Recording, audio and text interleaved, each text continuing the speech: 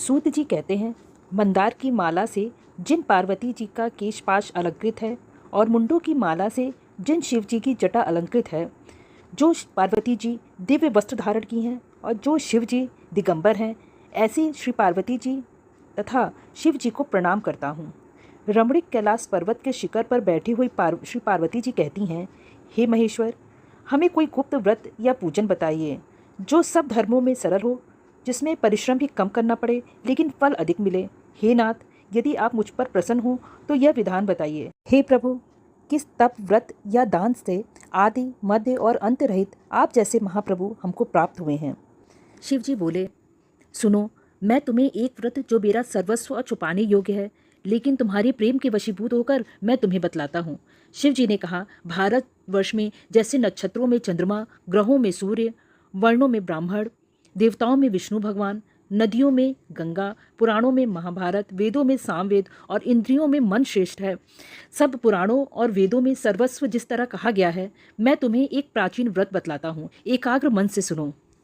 जिस व्रत के प्रभाव से तुमने मेरा आधा आसन प्राप्त किया है, वह तुमको मैं बतलाऊंगा, क्योंकि तुम मेरी प्रेयसी हो। भाद्रपद मास में हस्त नक्षत्र से युक्त शुक्ल पक्ष की तृतीया तिथि को उसका अनुष्ठान मात्र करने से स्त्रियां सब पापों से मुक्त हो जाती हैं। हे देवी, तुमने आज से बहुत दिनों पहले हिमालय पर्वत पर जाकर इस व्रत को किया था। यह व्रतांत मैं तुमसे कहूँगा। पार्वती जी ने पूछा, हे नाथ, मैंने यह व्रत क्यों किया था, यह मैं आपके मुख से सुनना चाहती हूँ। उत्तर की ओर एक बड़ा रमणीक और पर्वतों में श्रेष्ठ हिमवान नामक पर्वत है। उसके आसपास तरह तरह की भूमियां हैं, तरह तरह के वृक्ष उस पर लगे हुए हैं। नाना प्रकार के पक्षी और अनेक प्रकार के पशु उस पर निवास करते हैं। वहां पहुंचकर गंधर्वों के साथ बहुत से देवता, सिद्ध, चारण, पक्षीगण सर्वदा प्रसन्न मन से विचरते हैं। वहां पहुंचकर गंधर्व गाते हैं, अप्सराएं नाचती हैं। उस पर्वतराज के कितने ही शिखर ऐसे हैं कि जिनमें स्फटिक, रत्न और वैदूर्य मणि आदि की खानें भरी हैं। यह पर्वत ऊंचा तो इतना अधिक है कि मित्र के घर की तरह समझकर आकाश को स्पर्श किए रहता है।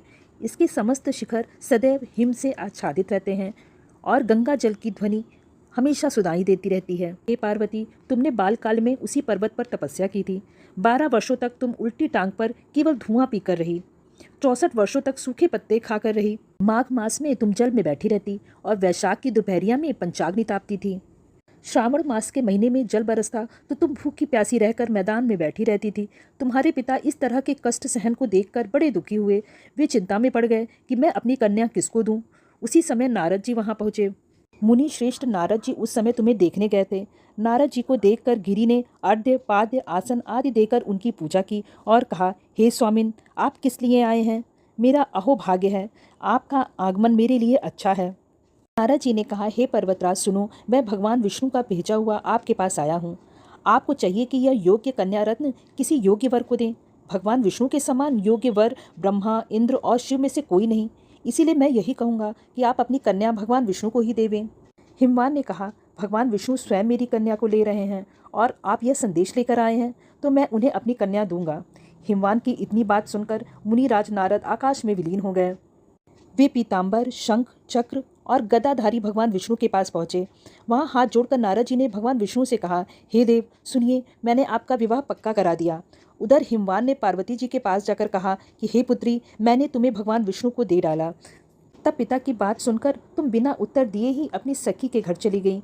वहीं जमीन में पड़कर तुम बड़ी दुखी होती हुई विलाप करने लगी। तुमको इस प्रकार विलाप करती हुई देखकर सखी बोली, तुम इतनी क्यों दुखी हो, इसका कारण बताओ। तुम्हारी जो कुछ इच्छा होगी मैं यथाशक्ति उसको पूरा करने की चेष्टा करूंगी, इसमें कोई संशय नहीं है। पार्वती बोली, मेरी जो कुछ अभिलाषा है उसे तुम प्रेम पूर्वक सुनो। मैं एकमात्र शिवजी को अपना पति बनाना चाहती हूँ, इसमें कुछ भी संशय नहीं है। मेरे इस विचार को मेरे पिताजी ने ठुकरा दिया है, इससे मैं अपने शरीर को त्याग दूंगी। पार्वती की इस बात को सुनकर सखियों ने कहा कि शरीर का त्याग मत करो, चलो किसी ऐसे वन में चलें जहाँ पिता को पता ही न लगे। ऐसी सलाह कर तुम वैसे ही वन में जा पहुंची। उधर तुम्हारे पिता घर घर तुम्हें खोजने लगे।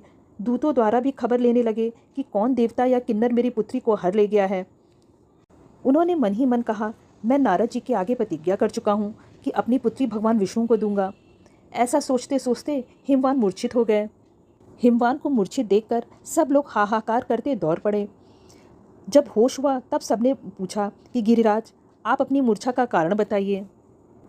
हिमवान ने कहा, आप लोग मेरे दुख का कारण सुने, ना मालूम कौन मेरी कन्या को हर ले गया है।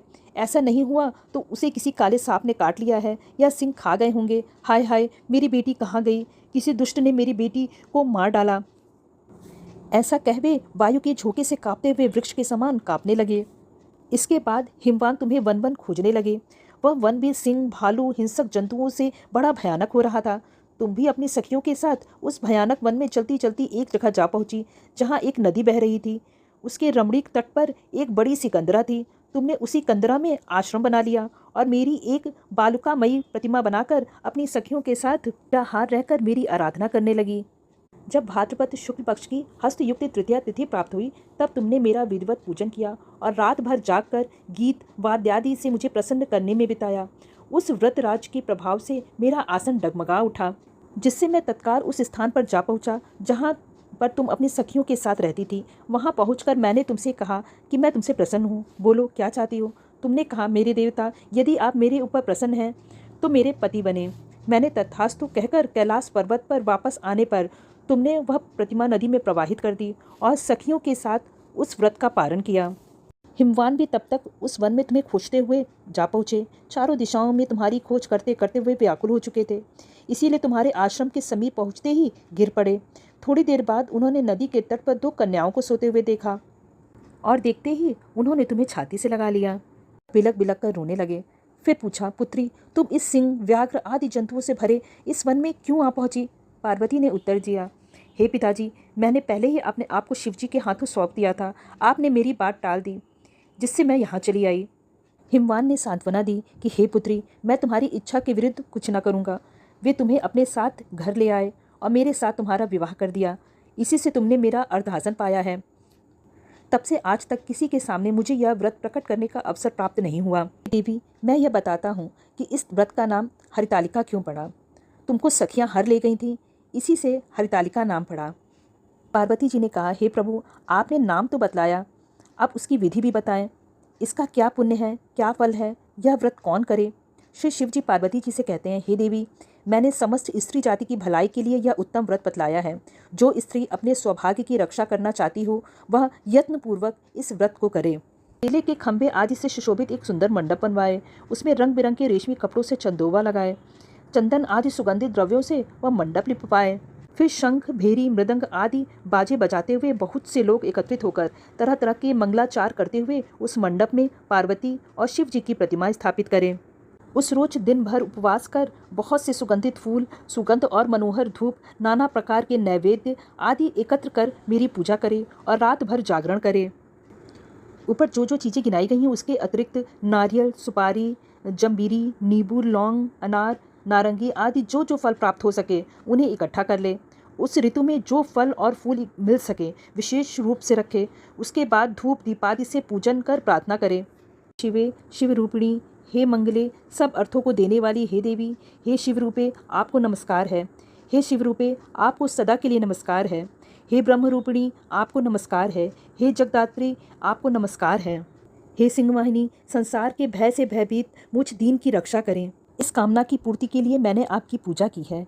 हे पार्वती, मुझे राज्य और सौभाग्य दें, मुझ पर प्रसन्न होवें। इन्हीं मंत्रों से पार्वती और शिव जी की पूजा करें। तदंतर विधिपूर्वक कथा सुनें और ब्राह्मण को वस्त्र, गौ, सुवर्ण आदि देवें। इस तरह एक चित्त होकर स्त्री पुरुष दोनों एक साथ पूजन करें। फिर वस्त्र आदि जो कुछ हो उसका संकल्प करें। हे देवी, जो स्त्री इस प्रकार पूजा करती है वह सब पापों से छूट जाती है और उसे 7 जन्म तक सुख और सौभाग्य प्राप्त होता है। जो स्त्री तृतीया तिथि का व्रत ना कर अन्न भक्षण करती है तो वह 7 जन्म तक बंध्या रहती है और उसको बार बार विधवा होना पड़ता है।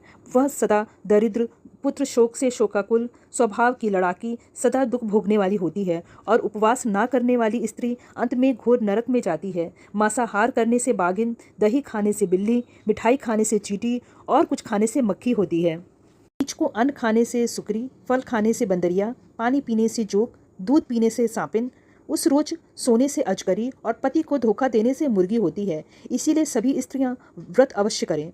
उस दिन सुवर्ण, चांदी, तांबा अथवा बांस के पात्र में अन्न भरकर ब्राह्मण को दान दें और पारण करें। जो स्त्री इस प्रकार व्रत करती है वह मेरे समान पति पाती है और जब वह मरने लगती है तो तुम्हारे समान उसका रूप हो जाता है। इस हरितालिका की व्रत कथा मात्र सुन लेने से प्राणी को 1000 अश्वमेध और सैकड़ों वाजपेयी यज्ञ करने का फल प्राप्त होता है।